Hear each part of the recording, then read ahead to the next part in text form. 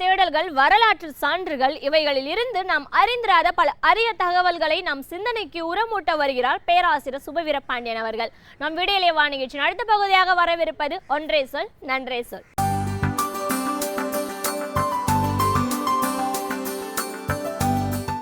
அனைவருக்கும் வணக்கம். மனிதர்கள் ஒவ்வொரு பருவத்திலும் வெவ்வேறு விதமான குணங்களை பெறுகிறார்கள். அந்த மாற்றங்கள் நீண்ட காலத்திற்கு பிறகும் நிகழ்வதுண்டு. சிலருடைய வாழ்வில் அடிக்கடியும் அந்த மாற்றங்கள் நிகழ்வதுண்டு. ஔவையார் மனிதர்களை கவனித்து பார்த்துவிட்டு தன் பாடல் ஒன்றில் மனித குணங்களை பற்றி இப்படி எழுதுகிறார். காலையில் ஒன்றாவார், கடும் பகலில் ஒன்றாவார், மாலையில் ஒன்றாவார் மனிதரெல்லாம் என்று அந்த பாட்டு தொடங்குகிறது. அவர் தன் வாழ்வில் முல்லான் என்று ஒருவரை சந்தித்திருக்கிறார். அந்த முல்லான் எந்த காலகட்டத்திலும் எந்த பருவத்திலும் எத்தனை நாட்களுக்கு பிறகும் குணம் மாறாமல் இருந்திருக்கிறான். இது ஔவைக்கு ஒரு பெரிய வியப்பை தந்திருக்கிறது. மனிதர்கள் மாறிக்கொண்டே இருக்கிறார்கள். காலையிலே இருக்கிற மனிதன் மாலையில் வேறு ஒருவனாக இருக்கிறான். ஆனால் சாலவே முல்லானை போல முகமும் அகமும் மலர்ந்த நல்லானை கண்டறியோம் நாம் என்று அந்த பாட்டு நிறைவடைகிறது. இது ஒரு தனி பாடல். முல்லான் என்கிற ஒரு மனிதனை பற்றிய பாடல் என்று எண்ணினாலும் இது மனிதர்களை பற்றிய பாடல். பல்வேறு மனிதர்களின் பல்வேறு குணங்களை பற்றிய பாடல், மனிதர்களின் உளவியல் பற்றிய பாடல் என்றுதான் எண்ண தோன்றுகிறது. முல்லான் என்பது உண்மையான பாத்திரமா, அல்லது ஔவையார் மற்றவர்களுக்கு எடுத்து சொல்லுவதற்காக, எடுத்து காட்டுவதற்காக ஒரு முன்மாதிரியாக படைத்து கொண்ட பாத்திரமா என்று தெரியாது. இந்த ஔவையாரின் தனிப்பாடல்களிலே வருகிற பாடல்களெல்லாம் ஒவ்வொரு பாடலுக்கும் ஒவ்வொரு விதமான பின்புல கதைகள் சொல்லப்படுகின்றன. அந்த கதைகளை யார் சொன்னார்கள், அந்த கதைகள் எப்போதிருந்து வழக்கிற்கு வந்தது என்பன போன்ற செய்திகளை நம்மால் அறிந்து கொள்ள முடியவில்லை. பாட்டு மட்டும்தான் இருக்கிறது. அந்த பாட்டை வைத்து ஒரு கதை புனையப்பட்டிருக்கலாம். முல்லான் என்கிற பெயரே கூட இயல்பான பெயர்களிலிருந்து விலகி நிற்கிறது. பெண்களுக்கு முல்லை என்கிற பெயர் இன்றைக்கும் இருக்கிறது.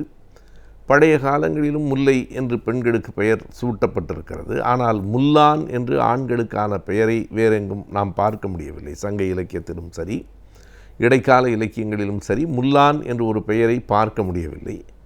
ஆனால் அப்படி ஒரு பெயரை ஔவை படைத்து கொண்டோ அல்லது பார்த்தோ எழுதியிருக்கிறார். அவர் சொல்லுகிற இந்த பாட்டின் முதல் 2 வரிகள், காலையில் கடும்பகலில் மாலையில் இந்த மனிதர்கள் ஒவ்வொரு விதமாக இருக்கிறார்களே என்று ஔவை சொல்லுவது வெறும் ஒரு நாள் பொழுதின் வெவ்வேறு பருவங்களைத்தான் குறிக்கின்றன என்று கொள்ள வேண்டியதில்லை.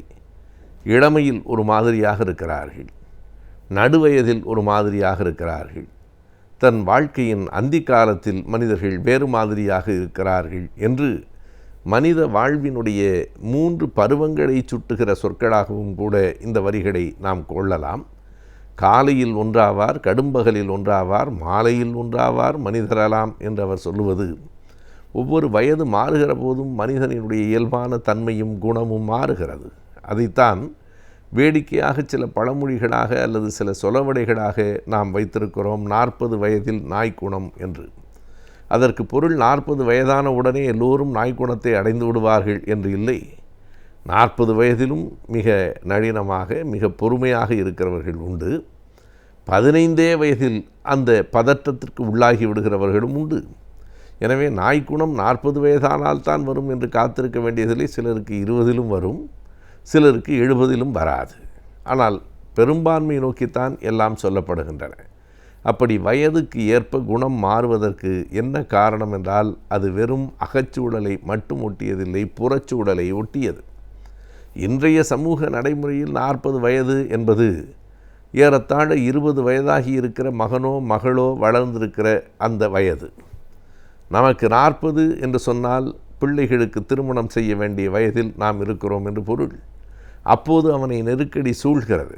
நெருக்கடி சூழ்கிற நேரத்தில் அவன் குணம் மாறிப்போய் விடுகிறது. இயல்பாக இருக்கிற மனிதனினுடைய குணத்துக்கும் நெருக்கடியில் இருக்கிற ஒரு மனிதனினுடைய குணத்துக்கும் வேறுபாடுகள் இருக்கத்தான் செய்யும்.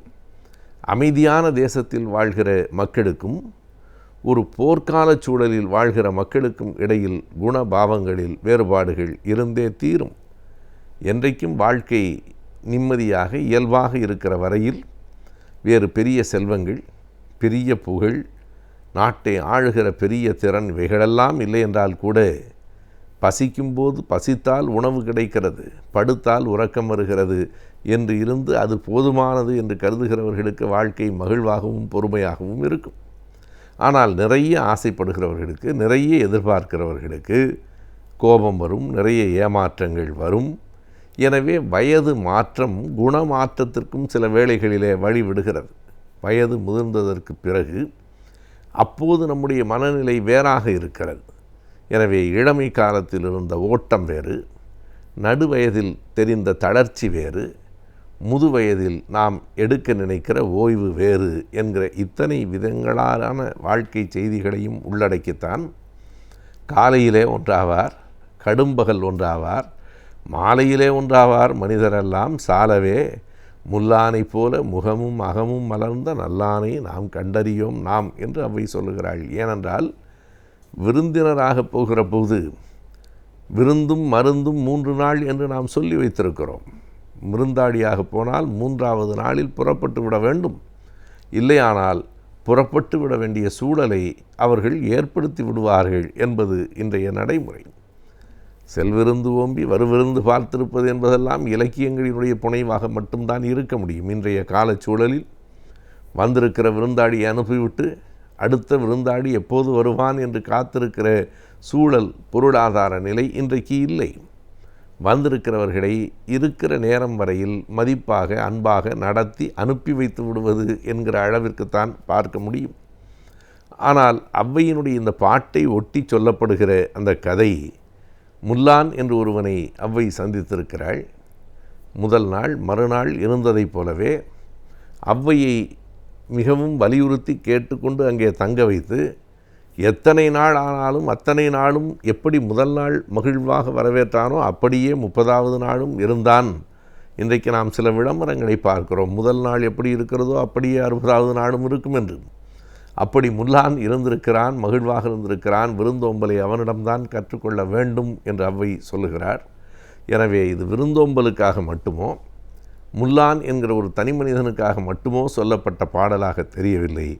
மனிதர்களின் உளவியலை வெளிப்படுத்துவதற்காக மாறிக்கொண்டே இருக்கிற மனநிலையை சரிப்படுத்தி கொள்ளுங்கள், எப்போதும் சீராக வைத்து கொள்ளுங்கள் என்று சொல்லுவதற்காக எழுதப்பட்ட பாடல் போலவே தோன்றுகிறது.